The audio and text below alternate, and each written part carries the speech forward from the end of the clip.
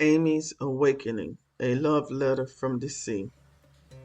Amy, a 32-year-old woman with a heart stitched together by grace and grit, stepped off the plane into the warm arms of Mexico's sun. The air kissed her cheeks like an old friend, and for the first time in months, she felt herself breathe. This trip wasn't just a vacation, it was a quiet rebellion, a promise to herself that life could still surprise her. She had come with her two teenage godsons, Mark and John, twins she had helped raise after their mother, Amy's childhood friend, passed away. Though they weren't her children by blood, they were her soul's responsibility.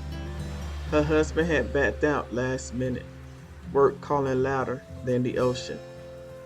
But Amy refused to counsel. She needed this.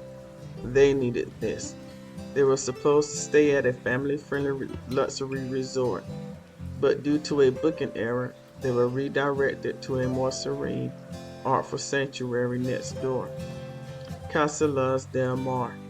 It was quieter, less commercial, lush gardens framed by wildflowers, ham hocks drawn between palm trees, and a beach that glowed like honey at sunset, a hidden gem. There, Amy met Camila. Camila was a local artist and culture coordinator for the resort, Afro-Mexican, with locks that danced down her back and eyes that held stories deeper than the sea. She greeted Amy with a warm, accented, "Welcome, Hermana," and Amy swore time slowed for a heartbeat. As the boys explored the beach, Amy joined Camila for a walking tour of the property. What started as small talk about the region's history soon bloomed into something richer. They discussed grief, growth, womanhood, and God's quiet way of sending us what we need in the most unexpected ways.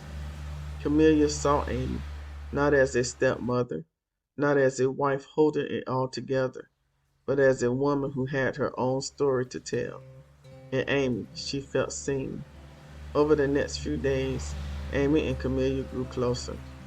Camilla introduced her to the local market, where women sold handmade jewelry and fruits sweeter than memory.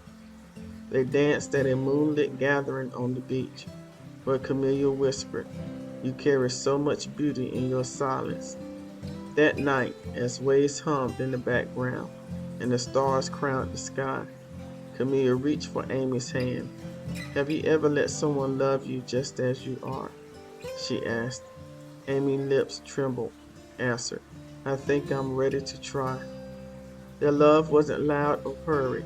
It was gentle, healing, a story written not in fire but in soft light. The kind of love that didn't rush you to forget your past, but invited you to imagine a softer future. On their last evening, Camilla gifted Amy a painted seashell. Inside it, in small script read, "You are not broken, you are blooming."